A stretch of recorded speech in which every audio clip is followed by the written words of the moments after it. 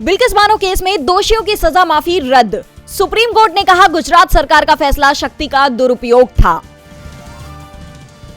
राजस्थान की करणपुर विधानसभा सीट पर बीजेपी की हार। चुनाव से पहले ही बीजेपी उम्मीदवार सुरेंद्र पाल सिंह टीटी को भजन लाल ने बना दिया था मंत्री। कांग्रेस के रुपिंदर सिंह कुन्नर ने जीता चुनाव।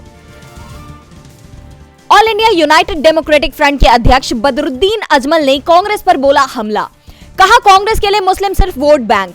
राहुल की यात्रा का कोई फायदा नहीं होगा। ओएनजीसी का बंगाल की खाड़ी में कृष्णा गोदावरी बेसिन में गहरे समंदर से तेल उत्पादन शुरू।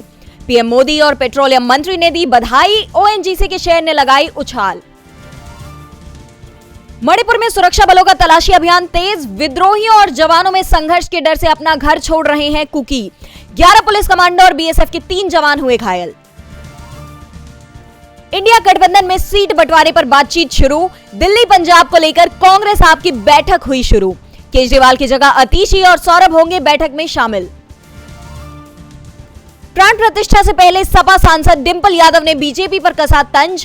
कहा बीजेपी के लोगों को घर घर बांटना चाहिए घी ताकि राम भक्त दीपक जला सके। आज से 3 दिन के गुजरात दौरे पर PM Modi vibrant Gujarat global summit का करेंगे उद्घाटन। लोकसभा चुनाव के लिए अखिलेश यादव की नई मुहिम। विधायकों और नेताओं को मिला टास्क। आज से शुरू होगा बैठकों का दौर।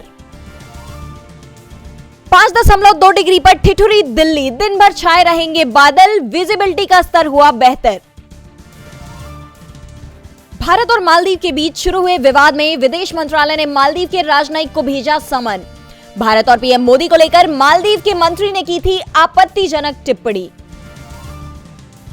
शेख हसीना 5वीं बार बनी बांग्लादेश की प्रधानमंत्री। 1/3 से ज्यादा सीटों पर आवामी लीग ने किया कब्जा। भारत के उच्चायुक्त ने बांग्लादेश की पीएम हसीना से की मुलाकात। आम चुनावों में मिली जीत की दी बधाई। इजरायली बंधकों के परिवार से मिले कतर के पीएम मोहम्मद बिन अब्दुल रहमान अल। कहा हमास लीडर की हत्या के बाद हालात ज्यादा पेचीदा हुए। जॉर्डन भी इजरायल से नाराज। स्वीडन में ठंड का 25 साल पुराना रिकॉर्ड टूटा। बर्फीले तूफान के कारण 24 घंटे में 10 इंच बर्फ गिरी। हजारों गाड़ियां सड़क पर फंसी। लोगों का रेस्क्यू करने और सड़क से बर्फ हटाने के लिए आर्मी को बुलाना पड़ा। गाजा युद्ध के 3 महीने पूरे, पर इजरायल अभी तक लड़ाई रोकने को तैयार नहीं।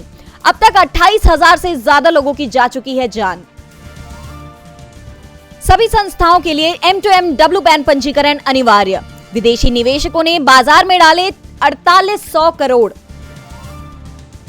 अफगानिस्तान के खिलाफ T20 सीरीज के लिए 1.5 साल बाद रोहित शर्मा की टीम इंडिया में वापसी। बनाए गए कप्तान। विराट को भी मिली जगह। 11 जनवरी से शुरू होगी 3 T20 मैचों की सीरीज। दूसरे वनडे मुकाबले में ऑस्ट्रेलिया महिला टीम ने भारत को 6 विकेट से दी मात। सीरीज 1-1 से बराबर। अब तीसरे और अंतिम मुकाबले में होगा वनडे सीरीज का फैसला। केजीएफ के बाद 10 गुना बढ़ी यश की फीस। कभी दिन भर में 50 रुपए कमाते थे, अब रावण के रोल के लिए मांगे 150 करोड़।